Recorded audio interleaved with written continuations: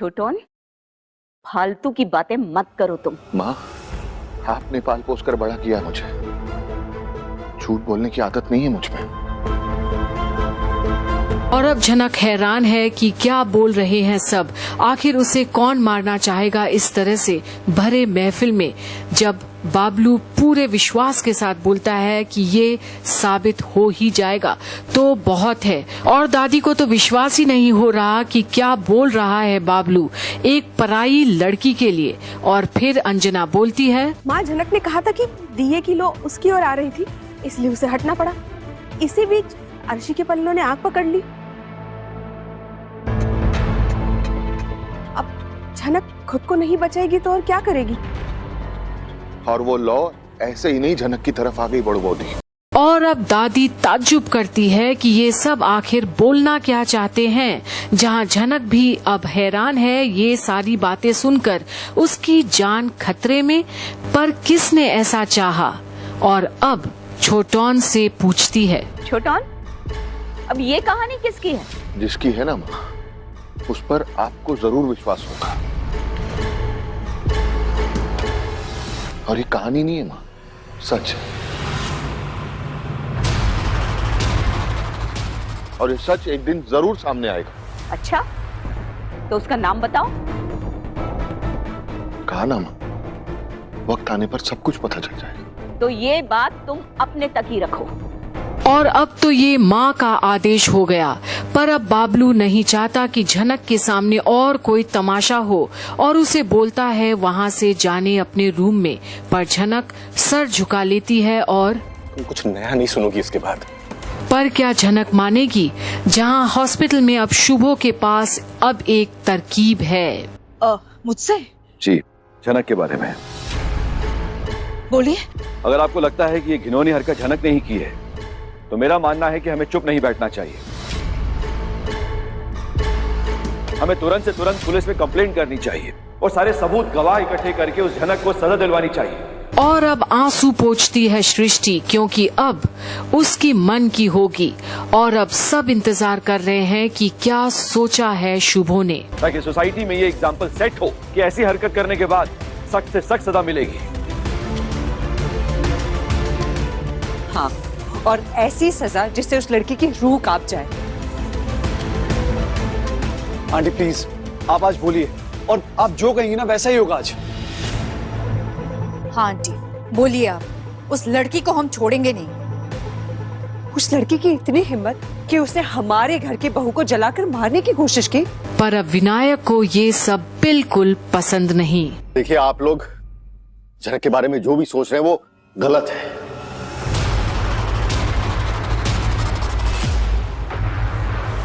मेरी उससे बात हुई है, उसने कहा है कि उसने ऐसा कुछ भी नहीं किया है।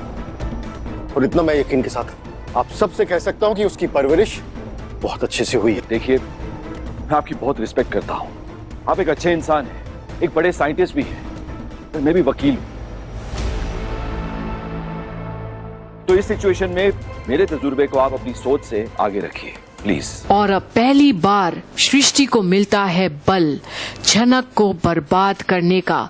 और अब शुभो बोलता है, मैं ऐसी लड़कियों को अच्छे से जानता हूं, बहुत चालाक होती हैं ऐसी लड़कियां।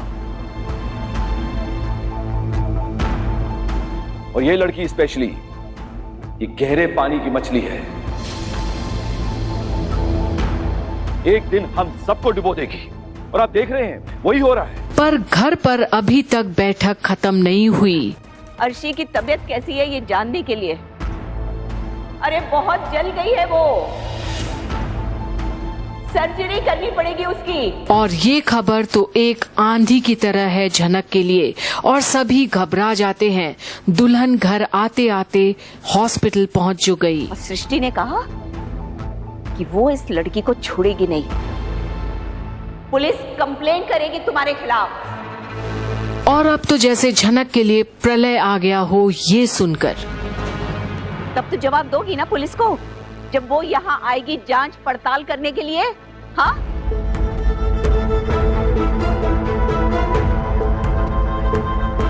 जिस तरीके से तुमने अनी और अर्शी की शादी को तोड़ने की कोशिश की है ना जनक, उसका नतीजा तुम्हें भुगतना पड़ेगा, याद रखना। ये गलत है। अगर मैं ऐसा चाहती तो कब की उनकी शादी तोड़ देती, लेकिन ये इरादा नहीं था मेरा। मैं तो वाकई में चाहती थी कि उन दोनों की शादी हो जाए, लेकिन हर बार जो मैं चाहती हूँ उसका उल्टा ही होता है। शायद मेरी किस्मत ही ऐसी है। तो क्या वाकई में झनक की किस्मत इतनी खराब है जहां कुछ न करने पर भी ये सब हो ही रहा है उसके साथ? और अगर मुझे पुलिस के हाथों सौंप कर आपको शांति मिलती है, तसल्ली मिलती है तो ठीक है।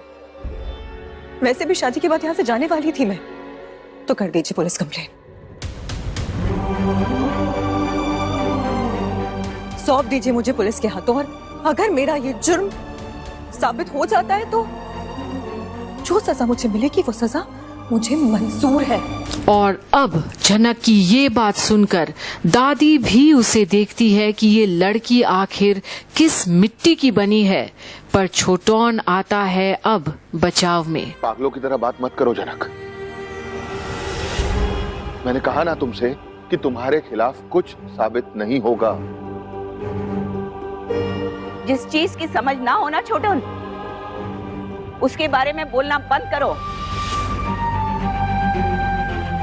हर किसी के सामने तुम्हें अच्छा बनना है बस, इसीलिए आज तक इंसान को परख नहीं पाए तुम। और अब पहली बार छोटौन को एहसास होता है कि सच बोलना और साथ देना कितना मुश्किल होता है जब घर के बड़े हो सामने और कोई नहीं बोलता अब। पर क्या जो छोटौन बोल रहा है उसमें कोई दम है? क्योंकि जहां परिवार और रिश्ते की बात आते हैं वहीं अक्सर लोग पीछे हट जाते हैं सच बोलने से। क्या मीनू वाकई में आएगी सामने सबूत देने? देखते रहिए आगे क्या होता है झनक की जिंदगी में, यही कंप्लीट बॉलीवुड पर। और कमेंट करके जरूर बताइएगा कि आपको क्या लगता है कि आगे आखिर होगा क्या। कमेंट करके जरूर बताइएगा हमें।